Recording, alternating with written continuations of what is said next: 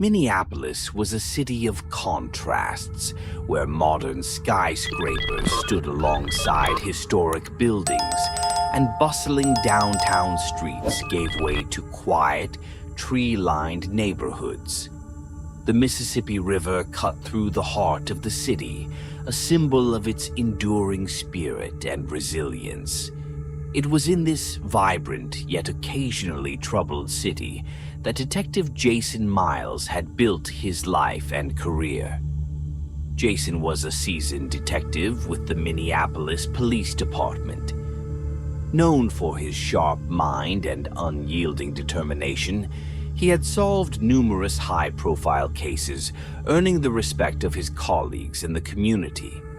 His wife, Sarah, was a nurse at a local hospital, and they had 2 children, 10-year-old Emily and 6-year-old Alex. The Miles family lived in a cozy house in a suburban neighborhood where they enjoyed a peaceful and happy life. The first murder occurred on a chilly autumn evening. The body of a young woman was found in a secluded park, her lifeless form positioned with unsettling precision. Beside her, scrawled in blood on a piece of parchment, was a cryptic message. The hourglass turns, the raven watches. Midnight will bring another. The discovery sent shockwaves through the community.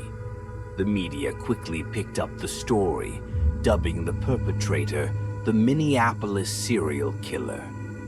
Fear began to take hold as people realized that a dangerous predator was among them. Jason was assigned to lead the investigation. As he stood at the crime scene, his eyes scanning the eerie surroundings, he felt a familiar mix of determination and dread. The message left by the killer was unlike anything he had encountered before. It hinted at a twisted intellect, someone who took pleasure in the psychological torment of his victims and those hunting him. Back at the precinct, Jason gathered his team. Detective Maria Sanchez, his reliable partner, was already poring over the evidence. Forensic expert Dr. Richard Ellis analyzed the parchment and the blood, searching for any clues. Jason knew they had to act fast to prevent another murder. The first step was to decipher the message. Jason and Maria examined the cryptic words, considering various interpretations. The reference to an hourglass suggested a countdown, and the raven watching could be a symbol of death. Midnight seemed to be a deadline, indicating that the killer would strike again soon. As they worked tirelessly to piece together the puzzle, Jason couldn't shake the feeling that the killer was watching them, reveling in their struggle. The pressure mounted as the hours ticked by, but despite their best efforts, they couldn't predict the next target in time. The second victim was found the following night, just as the clock struck midnight. Another cryptic message was left behind. The pendulum swings, the fox prowls, dawn will reveal the next. The chilling pattern was clear. The killer was playing a game, leaving clues that taunted the investigators and hinted at future murders. Jason's frustration grew, but so did his resolve. He knew they were dealing with a highly intelligent and methodical killer, someone who thrived on control and manipulation. As he delved deeper into the case, he became increasingly aware of the psychological toll it was taking on him and his family. Sarah noticed the changes in Jason. He was more withdrawn, his mind constantly occupied by the case. Emily and Alex sensed their father's distraction and the unspoken tension in the household. Despite the strain, Sarah remained supportive, knowing that Jason was doing everything he could to protect their community. The investigation continued, with Jason and his team working around the clock to decode the messages and anticipate the killer's next move. Each new murder brought fresh clues, but also new challenges. The killer seemed to be always one step ahead, his actions carefully calculated to instill fear and uncertainty. As the body count rose, so did the media frenzy. News outlets sensationalized the case, adding to the public's anxiety. Jason became a reluctant public figure, giving frequent updates to the press and urging the community to remain vigilant. Despite the mounting pressure, Jason's determination never wavered. He knew that catching the killer was not just a professional duty, but a personal mission. He couldn't let fear paralyze the city he loved, nor could he allow the killer to continue his reign of terror. In those dark days, Jason found strength in the support of his team and the love of his family. He reminded himself that he was fighting not just for justice, but for the safety of his own loved ones. Little did he know the killer had already set his sights on the one thing Jason held most dear. The community of Minneapolis was gripped by a sense of dread as the murders continued. Each new victim brought a fresh wave of fear, and the cryptic messages left by the killer only added to the anxiety. Detective Jason Miles and his team were working tirelessly, but the killer seemed to always be one step ahead. The next victim, a middle-aged man, was found in an abandoned warehouse. His body was positioned in a macabre tableau with another message left beside him. The clock strikes, the wolf howls, twilight will claim another. The pattern was clear, but the clues were maddeningly ambiguous. The killer was toying with them, and the stakes were rising. As the media frenzy grew, so did the pressure on Jason and his team.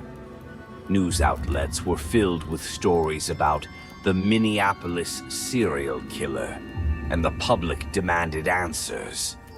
Jason, despite his exhaustion, made frequent appearances to update the press and reassure the community. His calm demeanor belied the turmoil he felt inside. Jason's partner, Detective Maria Sanchez, was a pillar of strength. She was methodical and insightful, often picking up on details that others missed. Together, they pored over the evidence, trying to piece together the killer's next move. Forensic expert Dr. Richard Ellis provided crucial insights into the messages and the crime scenes. But the killer's identity remained elusive. The investigation was taking a toll on Jason's personal life. He was often absent, leaving Sarah to manage the household and care for Emily and Alex. The strain was evident, but Sarah remained supportive of him. The fourth victim was a young woman found in a downtown alley. Her death was particularly brutal, and the message left by the killer was chilling.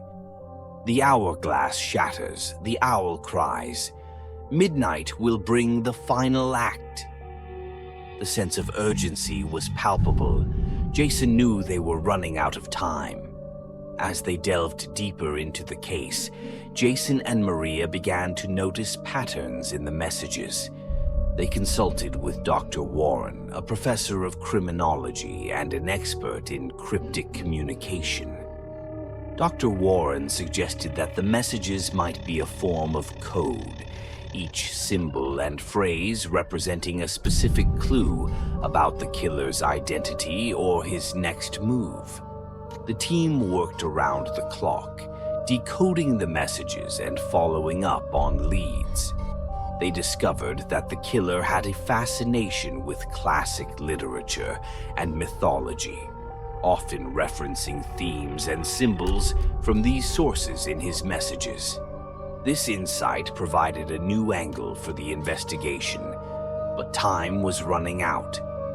The fifth murder was particularly close to home. Jason's colleague and friend, Detective Mark Thompson, was found dead in his home with a message scrawled on the wall. "The mirror cracks, the raven flies, dawn will bring the end." The loss was a devastating blow to the team and to Jason personally. He felt a deep sense of guilt and responsibility, knowing that the killer was targeting those close to him. Mark's death galvanized the team. They were more determined than ever to catch the killer and bring him to justice.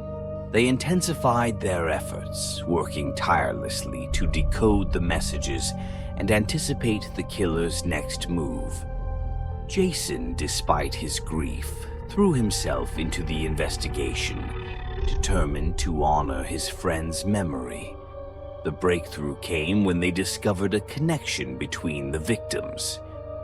Each had attended a support group for survivors of trauma, led by Dr. Laura Mitchell, a well-respected psychologist. Jason and Maria interviewed Dr. Mitchell, who was deeply shaken by the news. She provided them with a list of group members, which they cross-referenced with other leads. One name stood out: Michael Turner, a former patient with a history of mental illness and violent tendencies. Turner had disappeared several years ago after being released from a psychiatric facility. His file revealed a fascination with classic literature and cryptic communication, matching the profile they had developed of the killer.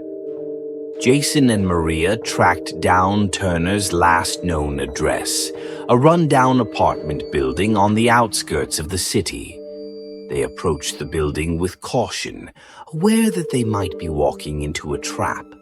Inside, they found evidence of Turner's obsession: walls covered in newspaper clippings, pages from classic novels, and detailed plans for each murder. In the center of the room was a large map of Minneapolis, marked with locations and dates. Jason's heart sank as he realized the extent of Turner's planning. The final mark was on his own neighborhood, with a date set for the following night. Racing against time, Jason and his team mobilized to protect his family and capture Turner. They set up surveillance around the Miles home and canvassed the neighborhood for any signs of Turner. Jason struggled to maintain his composure, knowing that his family was in imminent danger. As night fell, the tension was unbearable. Jason remained on high alert, his senses heightened by fear and adrenaline.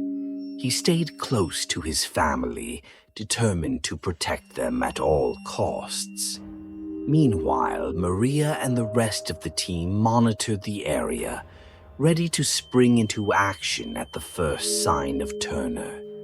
Midnight approached, and the air was thick with anticipation. Jason's heart pounded as he kept a watchful eye on the shadows outside. Suddenly, a noise from the backyard caught his attention. He signaled to Maria and moved cautiously towards the sound. Turner emerged from the darkness, his eyes gleaming with malevolent intent. He was armed with a knife, and his movements were deliberate and controlled. Before Jason could react, Turner lunged at him, the knife flashing in the moonlight. Jason fought back, using every ounce of his strength to subdue the killer. The struggle was intense, each man fighting with desperation and determination. Maria and the team arrived just in time to see Jason and Turner locked in a deadly battle. They rushed to assist, but the situation was precarious. Turner managed to land a fatal blow, and Jason collapsed to the ground, bleeding profusely. With a final, desperate effort, Jason managed to disarm Turner, who was quickly subdued by the team. As Jason lay on the ground, his vision fading, he felt a sense of relief, knowing that his family was safe. Maria knelt beside him, her eyes filled with tears. "Stay with us, Jason," she pleaded, applying pressure to his wound. "Help is on the way." Jason's strength waned, but he managed a faint smile. "Tell Sarah and the kids, I love them." The paramedics arrived, but it was too late. Detective Jason Miles succumbed to his injuries, leaving behind a community in mourning and a family shattered by grief. His death was a profound loss, but his sacrifice had saved countless lives. The Minneapolis serial killer had been captured, but at a great personal cost. The community began to heal, but the memory of Jason's bravery and dedication would never be forgotten. His legacy lived on through his family, friends, and the police force he had served so faithfully. The death of Detective Jason Miles sent shockwaves through the Minneapolis Police Department and the entire community. Jason had been more than just a detective. He was a dedicated father, a loving husband, and a pillar of strength for those who knew him.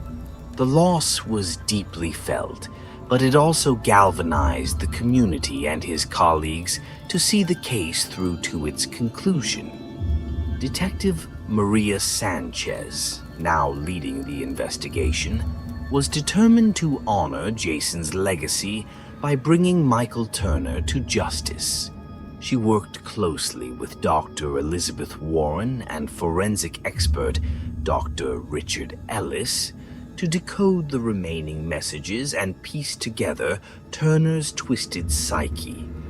The captured Michael Turner was held in a maximum security facility, his every move monitored.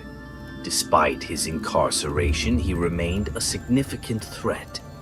Turner was cunning and manipulative, and Maria knew they had to approach his interrogation with caution.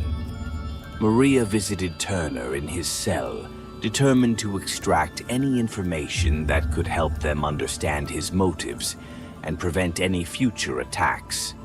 Turner sat calmly, his eyes cold and calculating, as Maria entered the room. "Detective Sanchez," he said, his voice smooth and unsettling. "I was expecting you. Come to finish what your partner started." Maria remained composed, her gaze steady. "I'm here to understand why you did this, Turner. Why target innocent people? Why Jason?" Turner leaned back, a sinister smile playing on his lips.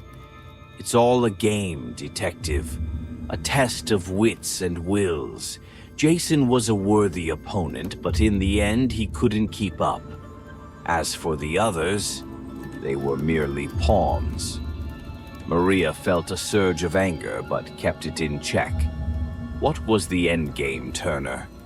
What did you hope to achieve?" Turner's eyes gleamed with malevolent satisfaction. "Chaos, fear, control. Watching you all scramble to decode my messages, knowing you were always one step behind, it was exhilarating." Despite the horror of his words, Maria focused on extracting useful information. "The messages, what do they mean? How did you choose your victims?" Turner chuckled. "Ah, the messages. Each one was a clue, a piece of the puzzle. The victims, they were selected for their connections, their significance in my narrative. I enjoyed watching you try to figure it out." Maria pressed on, determined to get something concrete. "The final message, the mirror cracks, the raven flies. Dawn will bring the end." What did it mean? Turner's smile faded, replaced by a look of irritation. That message was for Jason. He was the mirror, reflecting the struggle between order and chaos. The raven was me, always watching, always ready to strike. Dawn was supposed to be the moment of realization, but you took that away. Maria's heart ached with the reminder of Jason's sacrifice, but she remained focused. You lost, Turner. Jason stopped you. Turner's eyes narrowed. For now, Detective. For now. The interrogation yielded some insights, but Turner's cryptic responses left many questions unanswered. Maria knew they had to dig deeper into his past to understand his motivations fully. Dr. Elizabeth Warren and Dr. Richard Ellis helped piece together Turner's history. They discovered that he had a troubled childhood marked by abuse and neglect. His fascination with classic literature and cryptic communication began as a coping mechanism, but it eventually twisted into a means of exerting control over others. As a teenager, Turner had been involved in several violent incidents, displaying early signs of his psychopathic tendencies. He was institutionalized multiple times, but each time he was released, he seemed to grow more cunning and dangerous. Dr. Warren theorized that Turner's crimes were a way of reclaiming the control he had lost in his early life. By turning his victims into characters in his twisted narrative, he could rewrite his own story and assert his dominance. The investigation also revealed that Turner had been a member of an online community dedicated to solving cryptic puzzles and riddles. This community had unwittingly provided him with a platform to hone his skills and perfect his methods. Maria and her team monitored the online forums, hoping to identify any potential accomplices or copycats. As they delved deeper, they discovered that Turner had a mentor, an older man named Charles Whitman, who shared Turner's fascination with cryptic communication. Whitman had a history of psychological manipulation and was suspected of grooming Turner for his own purposes. Maria and her team tracked down Whitman, who was living in a remote cabin in the woods. They approached the cabin cautiously, aware that they were dealing with a highly intelligent and potentially dangerous individual. Whitman, a reclusive figure with a piercing gaze, greeted them with a disarming smile. "Detectives, to what do I owe the pleasure?" Maria didn't waste any time. "We're here to talk about Michael Turner. We know you mentored him." Whitman's smile widened. "Ah, young Michael, such a bright mind, such potential. It's a shame he strayed so far." "Strayed?"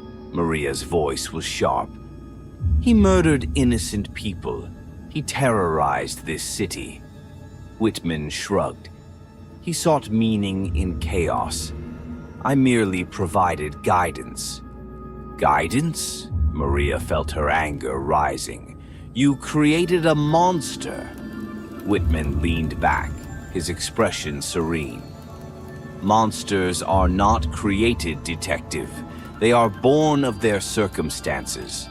Michael was a troubled soul long before I met him." Despite Whitman's evasiveness, Maria and her team gathered valuable information about his relationship with Turner. They learned that Whitman had introduced Turner to the online community and encouraged his fascination with cryptic messages.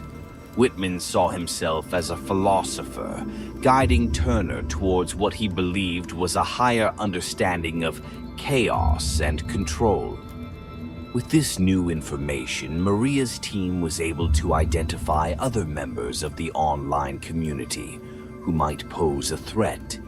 They worked tirelessly to monitor these individuals and prevent any future incidents. Meanwhile, the community of Minneapolis was still reeling from the recent events. The police department implemented new strategies to improve communication and response times, ensuring that they would be better prepared for any future threats. Sarah Miles, struggling with the loss of her husband, found solace in her children and the support of her community. She established a foundation in Jason's memory, dedicated to supporting the families of victims of violent crimes and providing resources for trauma survivors.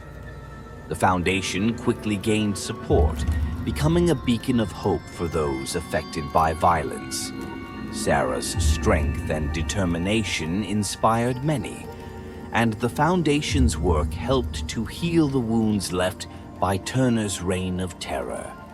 As the months passed, Maria continued to lead the investigation, determined to bring Whitman and any other accomplices to justice.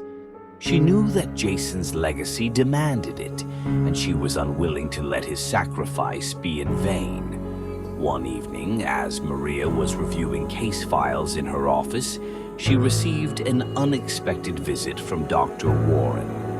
The criminologist had uncovered a new lead, an encrypted message on one of the online forums that seemed to be a call to action for Turner's followers. "Maria, you need to see this," Dr. Warren said, handing her the printout. "It's a message from someone using the alias The Harbinger. They're rallying Turner's followers." Maria's eyes scanned the message, her heart sinking. "We need to act fast. If there's a network of individuals planning something, we have to shut it down before they can strike." The message included references to several classic literary works and cryptic symbols, indicating a potential plan for coordinated attacks. Maria and her team immediately began decoding the message, working against the clock to prevent any further violence. Their efforts led them to a series of encrypted chat rooms where Turner's followers discussed their plans. The messages revealed a chilling plot to carry out a series of attacks in Minneapolis, each one mimicking Turner's methods and messages. With this information, Maria coordinated a large-scale operation to apprehend the conspirators. The operation involved multiple law enforcement agencies and extensive surveillance. They moved swiftly, arresting several individuals and preventing what could have been a devastating wave of violence. As the dust settled, Maria reflected on the events that had transpired. The investigation had taken a heavy toll on everyone involved, but they had managed to thwart Turner's legacy and prevent further tragedy. Jason's sacrifice had not been in vain. Dr. Warren and Dr. Ellis continued their work, providing insights into the minds of individuals like Turner and helping to develop strategies to prevent future incidents. Their research contributed to a greater understanding of the psychological and social factors that drive people to commit such heinous acts. Maria Sanchez remained dedicated to her work, driven by the memory of her partner and friend. She knew that the battle against darkness and chaos was never truly over, but she was determined to fight it with every ounce of her strength. As the months passed, the Minneapolis Police Department continued to monitor and dismantle the remnants of Michael Turner's network. Despite their success in preventing immediate threats, the psychological toll on Detective Maria Sanchez and her team was profound.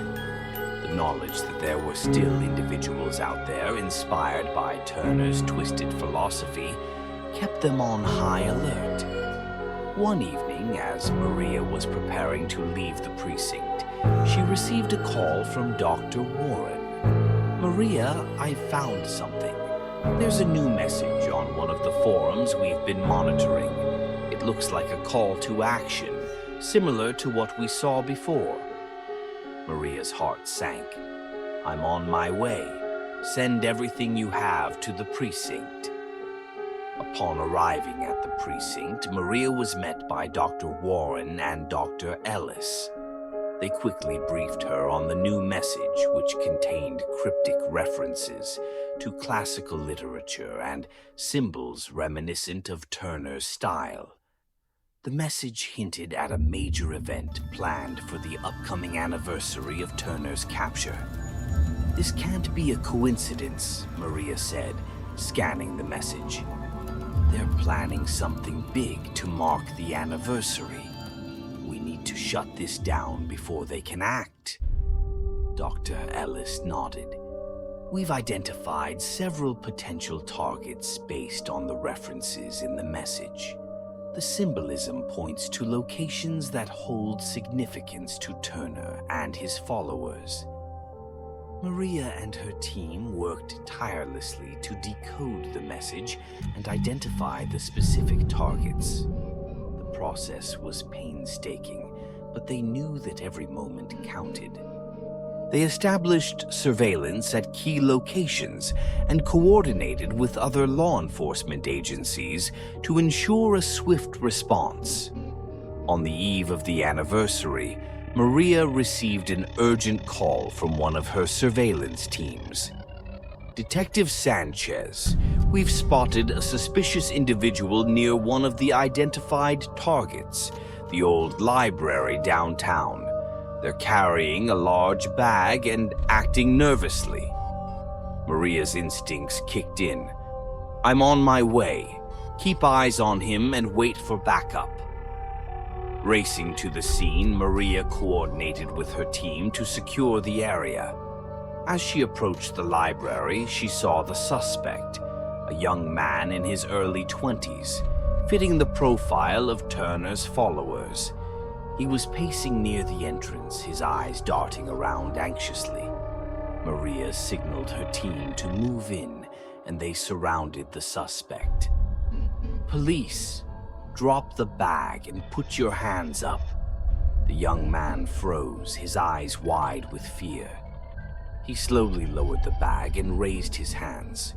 Maria approached cautiously, her weapon drawn. "What's in the bag?" The suspect stammered. I didn't want to do it. They made me. Please don't shoot." Maria motioned for one of her officers to secure the bag. Inside, they found an array of explosives and a detailed plan outlining the intended attack on the library.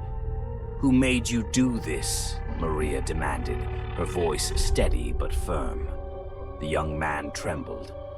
"They said it was for the cause, that we had to honor Turner's legacy.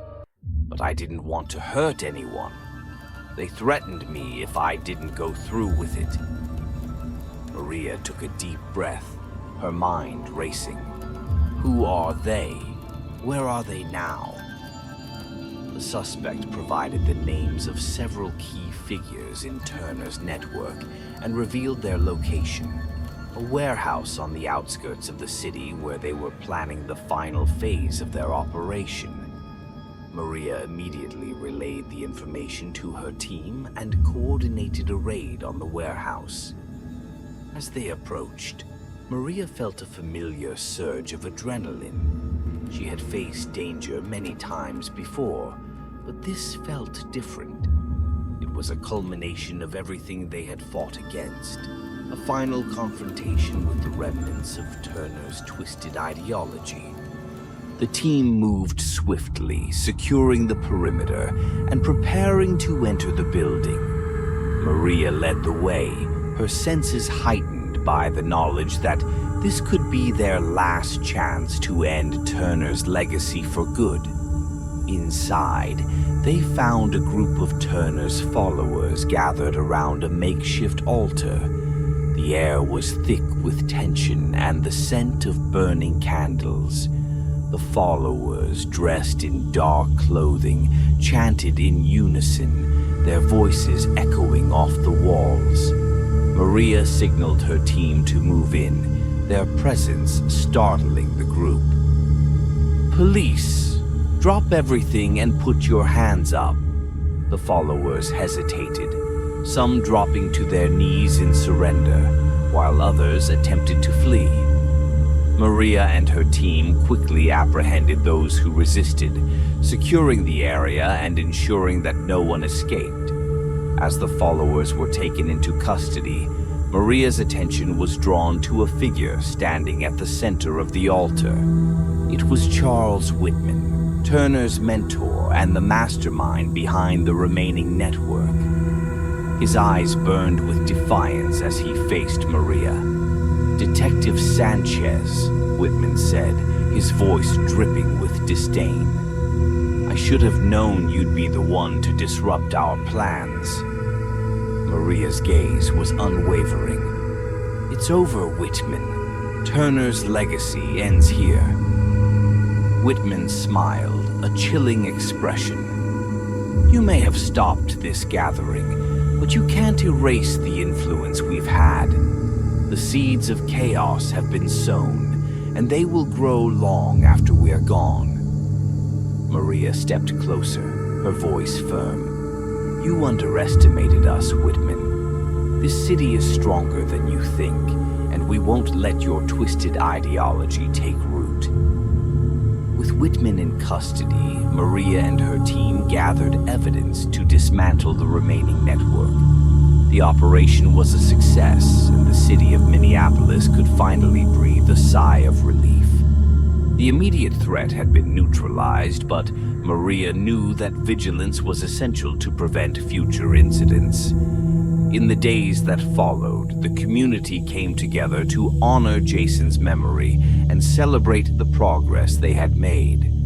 The foundation established in his name held a special event, drawing survivors, families, and supporters from across the city.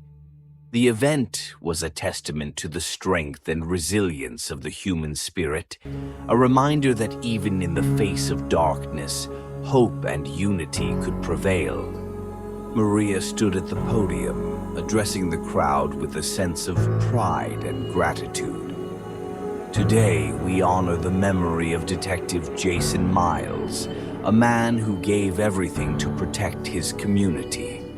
His legacy lives on through each of us in our commitment to justice, compassion, and resilience. Together, we have faced incredible challenges, and together we will continue to build a brighter future." Sarah Miles followed, her voice steady and filled with emotion. Jason believed in the power of community and the strength of standing together. This foundation is a testament to his belief, and it is my hope that we can continue to support one another, to heal, and to grow stronger in the face of adversity. The event was a powerful reminder of the impact one person can have on their community. Jason's legacy had inspired a movement, a commitment to protecting and supporting one another. The Foundation's work provided resources and support for victims of violence, ensuring that they were never alone in their journey toward healing. The city of Minneapolis, having faced and overcome significant challenges, continued to grow and thrive. The community remained vigilant and supportive, united by a shared commitment to safety and resilience. The lessons learned from the dark days of the Turner case shaped their approach to challenges, ensuring that they were better prepared for whatever the future might bring. In the end, the story of the Minneapolis serial killer was not just about the terror inflicted by one man, but about the strength and resilience of a community that stood together in the face of adversity. It was a testament to the power of hope, courage, and the enduring human spirit. As Maria looked out over the city from her office, she felt a sense of peace knowing that they had made a difference. The darkness had been pushed back, and the light of justice and compassion shone brighter than ever.